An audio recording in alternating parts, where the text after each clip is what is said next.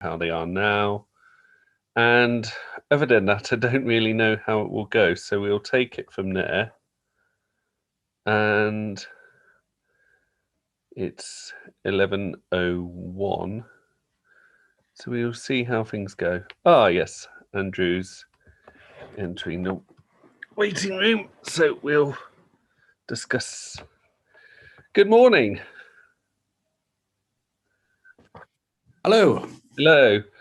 How's things? Oh, okay, thank you. Sorry for the slight delay. I had a first world problem. I realized I didn't have any water for my coffee machine, so I had to do something about it. I had a first world problem as well, as I had to sort out 1, 2 things in literally 3 minutes to go. So I was literally dashing around. It never ceases to amaze me how I, or indeed anyone else, can get a lot done in just 3 minutes. When the panic sets in. But Oh, it's possible. No, it's amazing what we can do. yeah, yeah. I mean, I note it. I'm intrigued to see you've got a Union Jack behind you, given all that has been discussed. I've noticed it before, but Well, when I was coming to decorate my office, I've been in this office since August last year. yeah, I wanted certain pictures on the wall and things like that. yeah, And I wanted a sort of distressed looking Union Jack. I don't like these ones that are really bright colours. I think they just look too garish. yeah. And that's what I got. And I put it on the wall, and it's been in the background simply because this is the best place in my office to actually get the lighting right, and so it works. But so some people are saying, "Oh, are you just doing that because of everything that's been going on?" Well, no, actually, I've been using it for months now. Yeah. People are following me. I noticed it from last month, so I do make sure, as did point out. I know you're not following a trend there, but it's an interesting one at the moment. But it does lead on to our main discussion today, which is EU-UK relations and how they are, how they have been, how they may be. Mhm.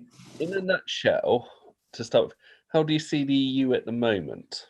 Well, it's a complete mess at the moment, and I'm not really happy about that. I mean, what the EU does now, we've left, and I was a Brexiteer. I'm a Brexiteer. What it does in the future, it's completely up to the European Union. But the vaccine rollout has been so pathetic, and we've had interventions from Macron, who could well end up killing French people in a roundabout way by talking about the Oxford AstraZeneca vaccine in the way that he has done. And we're looking at coming out of lockdown. We're looking at ending restrictions in June.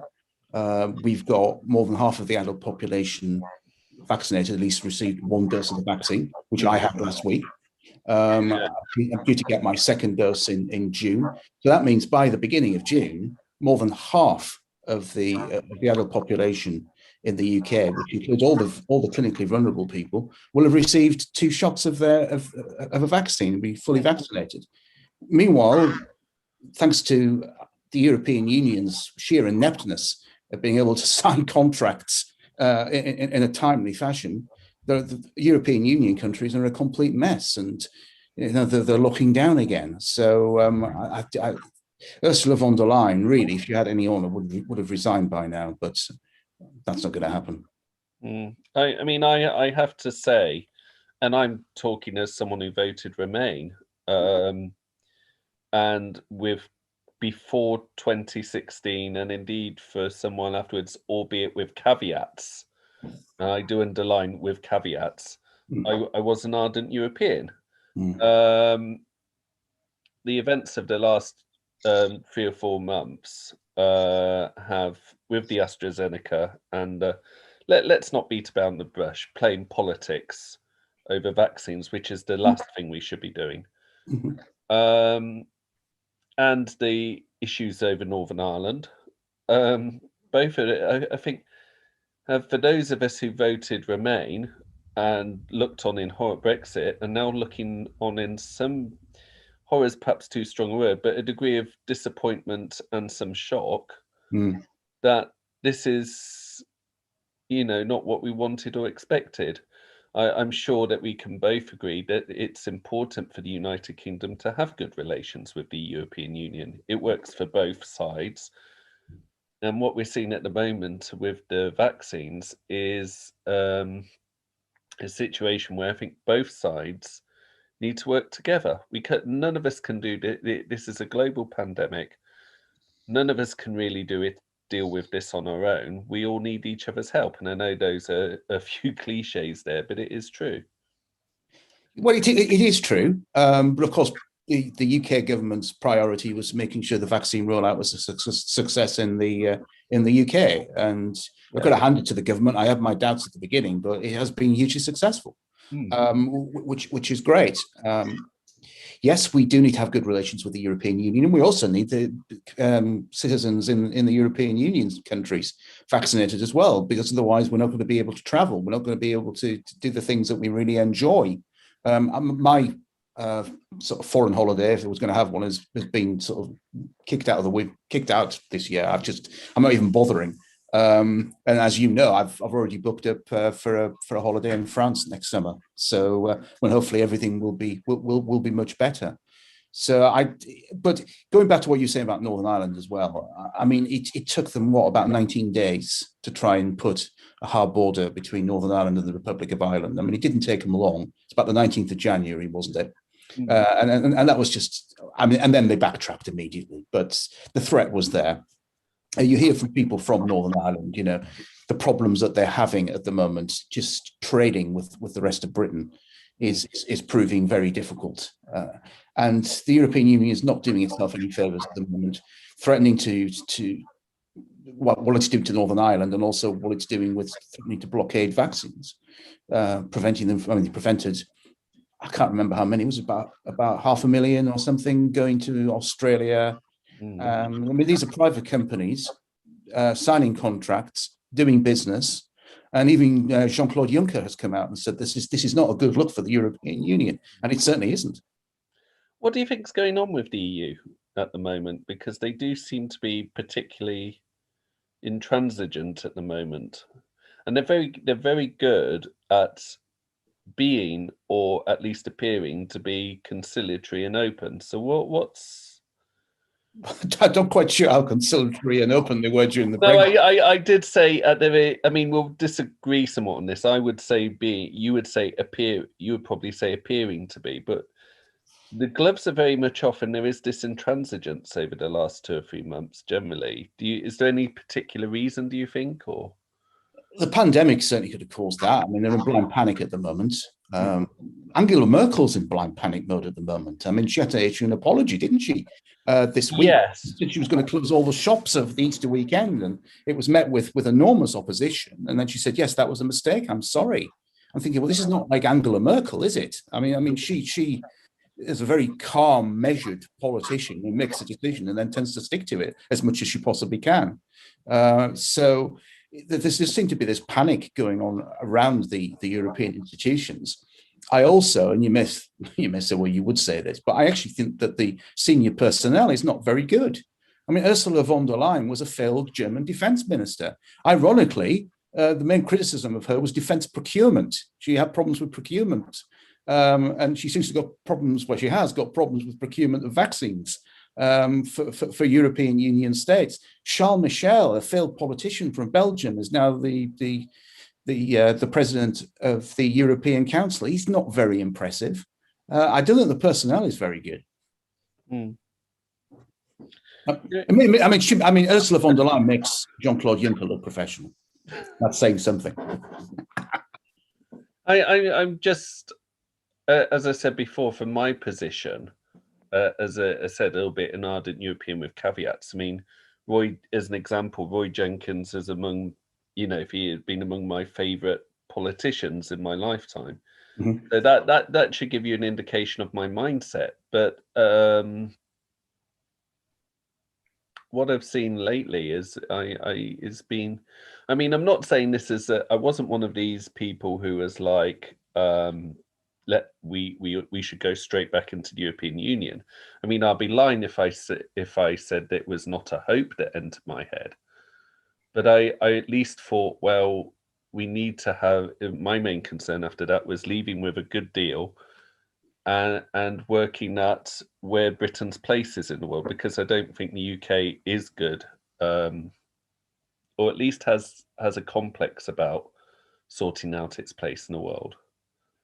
And I think what I've seen. I think some people do, Paul. I don't think I agree with you entirely on that. I mean, there are forces. There are forces within the UK who want to break it up. We did a webinar just 3 days ago on this. I mean, Brian Monteith said that when he was growing up in Scotland in the 60s and the 70s, he was British and Scottish. And when Scotland occasionally won at Wembley or whatever in football, he was cheering. And he used to enjoy watching the rugby between Scotland and Wales, but it was sort of like a family outing. That's what he felt it like. It was a family of nations. Yes, competitive, just like families are competitive. But we got forces inside the UK who just want to break it up. We've got that with the SNP. I don't disagree that there are forces that are wanting to break it up, but I mean, don't you think that there is this sense that Britain does feel sometimes insecure about its place in the world? I mean, Dean Acheson, who was Secretary of State under Harry Truman, made a well-known comment that Britain has lost an empire and is yet to find a role. And I think with the EU, I think a lot of British people who were pro-European thought, well, here is our role, as long as we take a leading part in this. And it's a question of, and at the time those disagreed said, oh, our role is in the Commonwealth. But don't you think that is something that has perplexed Britain for the last 70 plus years? I don't think so. Not really. I mean, yes, we did lose an empire. I'm well aware of the quote, and that was made obviously a very long time ago. But I think we forged our way in the world. We've still been a leading world player. I mean, we top the world rankings on soft power. People do trust this country. Businesses and people around the world want to negotiate contracts in England, in particular, because they know that the English courts are fair. We're still a leading member of NATO. We still have our permanent seat on the United Nations Security Council. We still play a major part in the world, and we may not have worked out exactly what that role should be, but I think we've muddled along pretty well, and I don't think we're really searching for a role. We're just happy with what we're doing. Yeah, it's a fair point. It's just, I suppose it's more of a question of, does Britain want to have a more powerful role, and if so, how? I don't think we really do want a more powerful role. I mean, I don't want to be the world's policeman.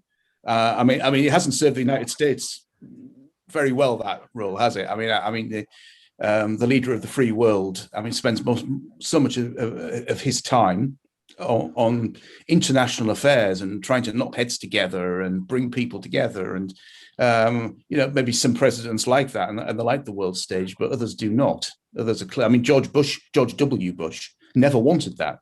He wanted to be a domestic US president. He wanted to change America. And of course, that didn't go very well because 9 months after he'd been inaugurated, there was the 9/11 attacks, and he was thrust into foreign affairs. And that dogged his presidency right through for the remaining 7 and a bit years. Well, let's go into that a bit, because I think, I mean, it's a bit off tangent, but I think it's important. Trump was pretty much an isolationist president, and that aside from the fact it was Donald Trump, who made a hash of things at home and made a hash of things abroad, didn't it show that America being isolationist, to a certain extent, that a certain degree of damage was done? Well, I'm going to be contradictory here, because when it comes to economics, America has always been an isolationist country. I mean, this America First thing that Trump came out with was nothing new. I mean, many presidents have tried to do that, and economically, when America is really at its isolationist worst, the world economy really suffers. It's been like that. Well, obviously, it just depends on the president.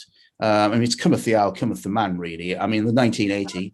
Whatever you think about Ronald Reagan, he was the right man, certainly, to work with Gorbachev and with Margaret Thatcher and try to bring an end to the Cold War. And they were very well suited to do that. But then, of course, we thought, brilliant.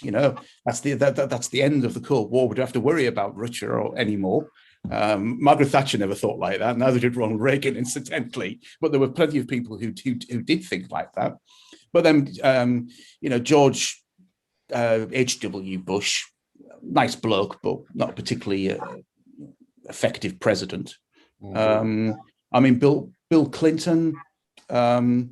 Trying to think what he did on the world stage. I mean, obviously there were things to do with the Northern Ireland, yes, and there's the Middle East, but he wasn't a big sort of foreign interventionist president, unless I'm forgetting something major here. We are going back 25 years. We are, and I'm racking my brains at the moment. He did say afterwards, with the hindsight of 9/11, that he wished he had, taken more, firm action in dealing with Al Qaeda. I think they underestimated, whilst they saw them as a threat, they underestimated. Yes, very much. Yeah, very much so. So I mean, it depends on the situation, but everyone expects America. To cut a long story short, I suppose, everyone expects America to intervene on these major world affairs, and I'm quite happy for the UK to be a supportive partner of the United States and build coalitions with other countries. Absolutely fine, but I don't think we really want to have a role as the world's policeman. No. I mean, I don't see it like that. I just think it's just making sure that our presence is known as such, and that I think it is. So we have the ability to. I mean, you say world's policeman. There are times when I think we could both agree, whenever countries face certain issues, that we really ought to go and say, well, we ought to take an interest in that. Well, which I think we do, don't we? I mean, we do work closely with America on the United Nations Security Council. We tend to agree with most decisions jointly together, and it tends to be Russia and China, and then usually France coming down with Russia and China. It's happened so many times over the years that starts blocking certain decisions, and of course with the vetoes there, I mean, you can't really get anything done, unfortunately. And especially with China being a permanent, I mean, China and Russia are both big threats. I would say that China is a bigger threat at the moment than Russia for a variety of reasons. And I just wish I had been banned from entering China. I mean, like Ian Duncan Smith, I would have regarded it as a badge of honor. So China's a big threat, and you can't really get anything done on the United Nations, can you, with China? Yeah. Well, the thing I always find sad, I mean, I think the problem there, we have problems with China and we have problems with Russia. They're slightly different problems, but they are problems. And it's part of me when I look at both of these countries is just a sense of sadness, because these are two countries that could be so much more, so much better than they are. Mm-hmm. And we've seen what they're capable of that's positive. And I just find it very sad that they're in this situation, respective situations they're in, that they clearly decided to go down.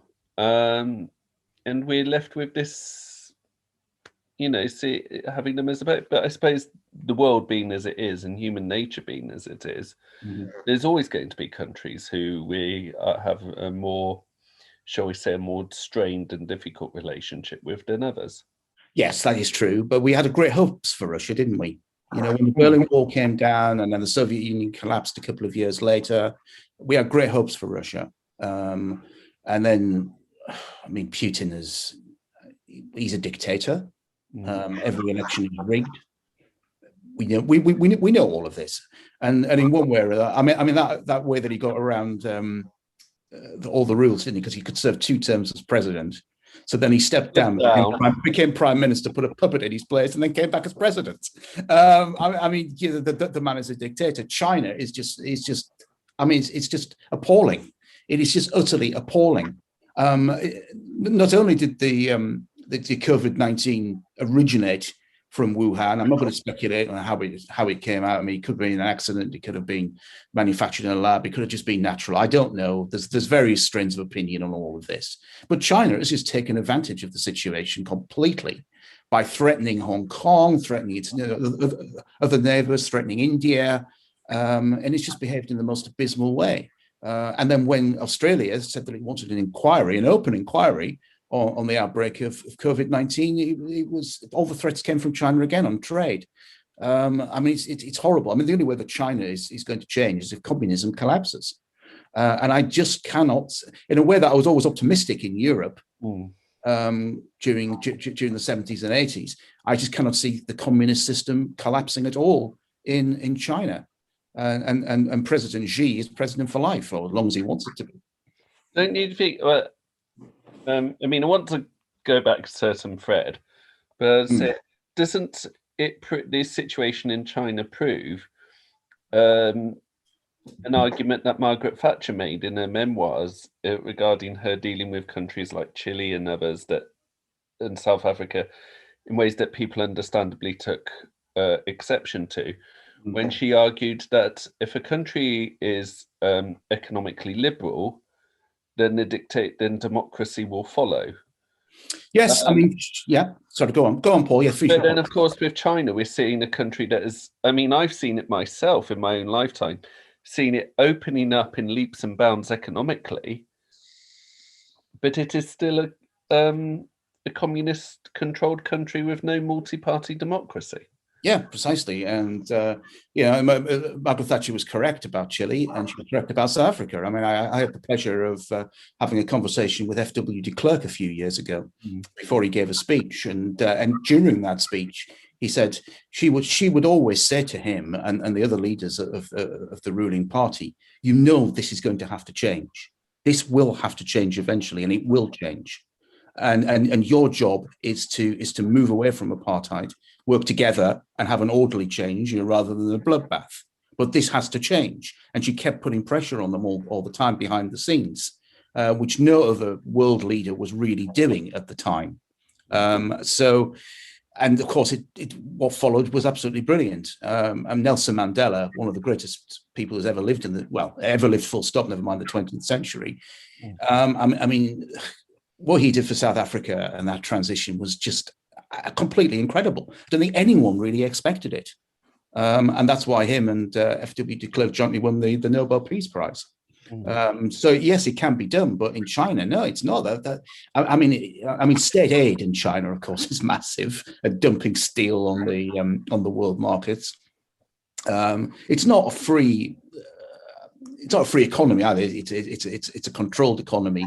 They take all the best bits out of a free market economy, and then all the bits that are really convenient for control, they keep in place. And I just cannot see the Communist Party, as I said, in China collapsing at all. Its grip is just too strong. But then, it leading to what you said about trade earlier, I want to lead on to other points here. One of the reasons Russia and China have had leverage over the COVID pandemic is that they've given it. I've read the other day, they've been giving, I think it was in the BBC News report, they've been giving away the vaccines just about for free, which is fascinating. I remember it was the plot to a James Bond film once where a Bond villain who was prime minister of a fictional country, his plan was to give away heroin free so as to damage the market with the local gangster groups. And then, but it's almost like, it's very clever, because basically by giving it away free as a humanitarian gift, it's undercut both North America and the EU. Well, yes, it has. Although I'm tempted to say, or I will say, there's the anti-vaxxers, the conspiracy theorists around the world who think that because I had my jab last week, that somehow or other Bill Gates has implanted a microchip in me or something like that. But I'm not quite sure whether I would trust vaccines coming from Russia and China. I'm not. But it looks like the EU, though, getting back onto topic, that's where they're going to have to get their vaccines from Russia. Yeah, and that's what's happening. And I'm sure that many leaders around the EU are not particularly happy about that. They would have much preferred Pfizer, or Oxford AstraZeneca. They would have much preferred those vaccines going into the arms of their citizens rather than stuff that's coming from Russia, because we don't even really know what the efficacy is. We know what the efficacy is of the of the AstraZeneca vaccine. I mean, that was revealed in the American study, wasn't it, earlier this week? 79% efficacy against symptoms, 100% efficacy against serious illness, hospitalizations, and death. We know a lot about that vaccine. And I was more than happy to have that pumped into my left arm last week. But with some of the other vaccines, Pfizer we know a lot about, but these Russian vaccines, I'm not quite sure we really know a lot about them. I certainly wouldn't have accepted one. But this is partly, it's not so much what's in the vaccines, it's what they're doing with them. Oh, well, yeah, that's what I mean. Sorry, it's very cheeky to say that Russia were trying to kill the rest of Europe. I don't believe that. So, folks listening, I'm not saying that at all. No. But I am on about the efficacy of the vaccines and how well do they work. We just simply don't really know as much about them. We know some things about them, but we don't know as much about that Russian vaccine, for example, as we do about the Oxford AstraZeneca vaccine, of which we know a hell of a lot. Which is true. And in which case, how do you see, with this situation around the vaccines and how things have been of late, with the current state of the EU as well, being what it seems at the moment marginalised, how do you see UK-EU relations in the future? Oh, they'll improve. We will get over it because it's in everybody's interests for them to improve. I mean, this is what sort of surprised me so much about the EU's intransigence during the Brexit negotiations. I mean, of course, they didn't want us to leave, and of course, they wanted to make it as hard as possible to a certain extent to try and deter other countries from leaving the bloc. Although the handling of this vaccine crisis has probably pushed a few more closer to the door rather than bringing them back into the fold. But there was an obvious free trade argument that said we actually have to keep supply lines open between the UK and the EU because it's in everybody's interests. It's not if we slap punitive tariffs on certain goods, you'll get a tit for tat trade war. That'll lose jobs in the UK. It'll lose jobs in Germany and France and other parts of the EU. But they have been very awkward. They've been very awkward, as we touched upon with Northern Ireland, been very awkward with the vaccines. But as we go down the line, I think we'll be in a much better position. Might take 2 or 3 years, but I think it could take another international crisis, genuine international crisis, to bring us all together. And you never know really when one of those is coming at you, as we know about COVID. Yes, I mean, I remember I was looking over my blog post from a year ago of how, yes, there's this situation in China, but I'm sure things will be all right. It's just, and then gradually we need to be more careful and and that all of those were in just a space of weeks. So yes, you're absolutely right. But yeah, I mean, do you think the EU as an organisation will continue? I mean, following Sir Humphrey's maxim that Britons went into the EU to well, indeed, yes. You must get that clip up and play it. It was wonderful, wasn't it? The French went in to help their inefficient farmers. And Jim Hacker said, "What about the Germans? It was to re-enter the human race." That was the reason why. Then, and it's interesting when you do look at that. There's a lot of truth in it. The EU, I can't see it surviving. I really cannot. It's trying to grab power and centralize it in Brussels, as if centralizing all that power is really good for the citizens of Europe. Well, it hasn't worked very well in these last few months.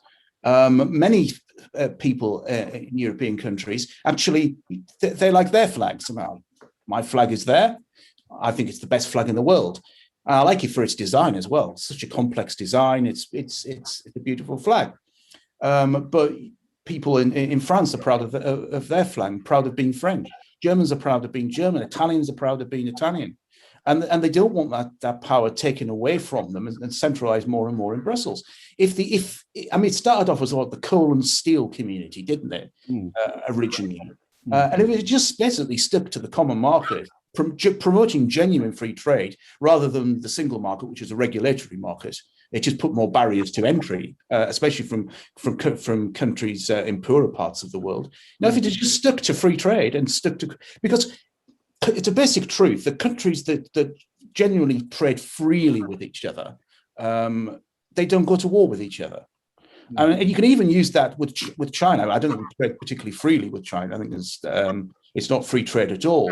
But we're unlikely to go to war with China because we depend on China so much economically. So, good, strong free trade links between countries prevent wars.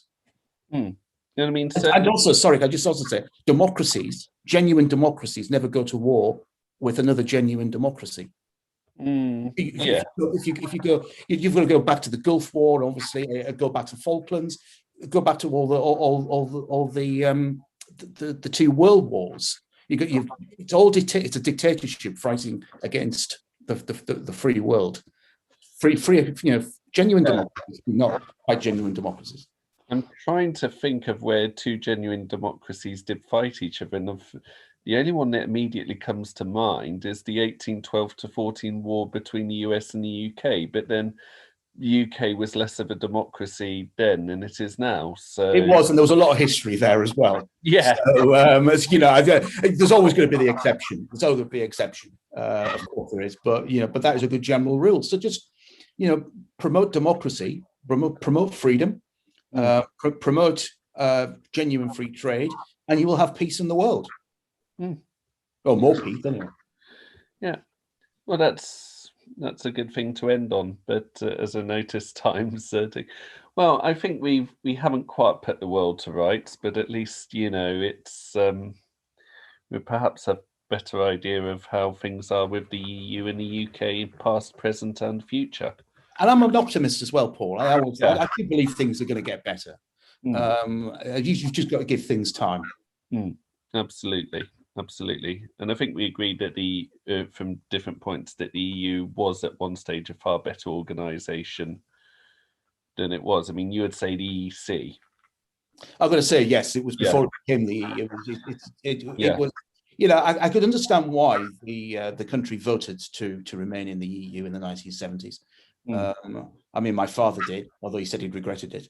But I understand why people did. I understand why Margaret Thatcher was on the side, because she was trying to promote free trade. But it's just gone much too far. I mean, look at David Owen, Lord Owen, highly respected man, very, very much strong, or was a strong supporter of the EU and Britain's membership of the EU, and he came out for Brexit. Yeah, resigned from the front bench over the issue. Yeah, he did. And he came out for Brexit saying the EU is unreformable. And I thought, well, I couldn't put it better myself. It is unreformable. When do you think the rot set in, from your perspective? In particular, Maastricht. The Maastricht Treaty was really when things that was a massive power grab to the centre, and it's just gradually got worse since then. And also, it doesn't help when countries do have referenda. Ireland rejected both the Nice and Lisbon treaties, if I seem to remember rightly. Think again. Until you get the right answer. Until we get the right answer, you're going to keep on asking the same question over and over again, and that's not even remotely democratic. Yeah. The whole EU is set up to be anti-democratic. That's the whole point of it. It's to take away power from nation states. They will say, well, it's for very good reasons, because it's helped keep the peace in Europe. Well, I think NATO has helped keep the peace in Europe more than anything else, and that's a joining together of democracies. And also on top of that, all you had to do was promote free trade. That's all you had to do, and that will keep the peace in Europe. So it's completely lost its way. I think it's completely unreformable.